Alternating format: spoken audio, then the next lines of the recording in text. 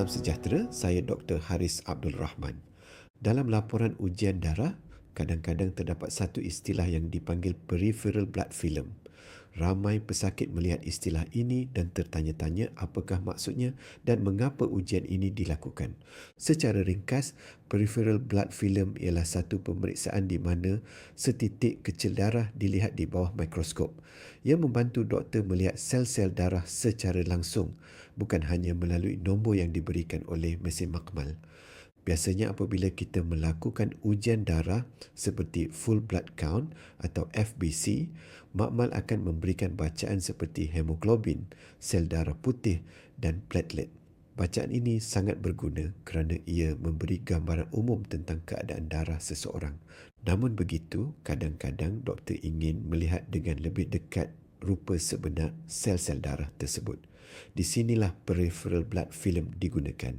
Di makmal, setitik darah akan diletakkan di atas slet kaca dan diratakan menjadi lapisan yang sangat nipis.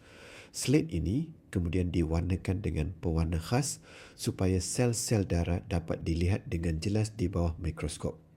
Melalui pemeriksaan ini, pakar makmal atau doktor boleh melihat 3 jenis sel utama dalam darah. Yang pertama ialah sel darah merah. Sel ini membawa oksigen ke seluruh badan. Dengan melihat bentuk dan saiznya, doktor boleh mendapat petunjuk tentang beberapa keadaan yang berkaitan dengan pembentukan sel darah merah, termasuk keadaan seperti kekurangan zat besi atau kekurangan vitamin tertentu. Yang kedua ialah sel darah putih. Sel darah putih membantu badan melawan jangkitan. Dalam blood film, doktor boleh melihat jenis-jenis sel darah putih dan menilai sama ada bentuk serta taburannya kelihatan seperti yang dijangkakan. Yang ketiga ialah platelet. Platelet membantu proses pembekuan darah apabila kita mengalami luka. Melalui pemeriksaan slit darah, doktor boleh melihat sama ada platelet kelihatan mencukupi dan bagaimana rupanya di bawah mikroskop. Satu perkara penting untuk difahami ialah peripheral blood film merupakan sebahagian daripada proses penilaian makmal. Ia memberi gambaran tambahan tentang keadaan sel darah, tetapi ia tidak berdiri sendiri sebagai satu diagnosis. Sebagai contoh, kadang-kadang laporan mungkin menyatakan bahawa sel darah merah kelihatan sedikit kecil atau sedikit pucat. Ini boleh memberi petunjuk kepada kemungkinan kekurangan zat besi. Namun untuk memahami sepenuhnya keadaan tersebut, doktor biasanya akan melihat ujian darah lain, sejarah kesihatan pesakit serta keadaan klinikal secara keseluruhan. Begitu juga dengan sel darah putih. Perubahan kecil pada rupa atau bilangan sel darah putih boleh berlaku apabila badan sedang menghadapi jangkitan biasa atau dalam proses pemulihan selepas sakit.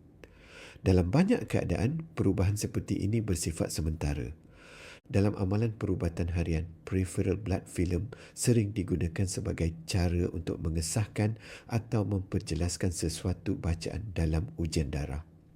Ia membantu doktor melihat gambaran sebenar sel darah dan memastikan bahawa maklumat daripada ujian makmal selaras dengan keadaan pesakit.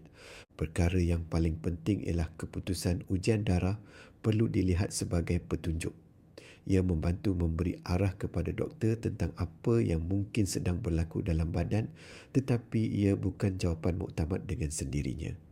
Kesimpulannya, peripheral blood film ialah pemeriksaan mikroskopik darah yang membolehkan doktor melihat bentuk dan ciri sel darah dengan lebih terperinci. Ia membantu menambah maklumat kepada keputusan ujian darah yang lain. Perkara utama yang perlu diingati ialah keputusan ujian darah adalah isyarat yang membantu doktor memahami keadaan kesihatan anda. Tafsirannya perlu dibuat bersama dengan maklumat klinikal yang lain.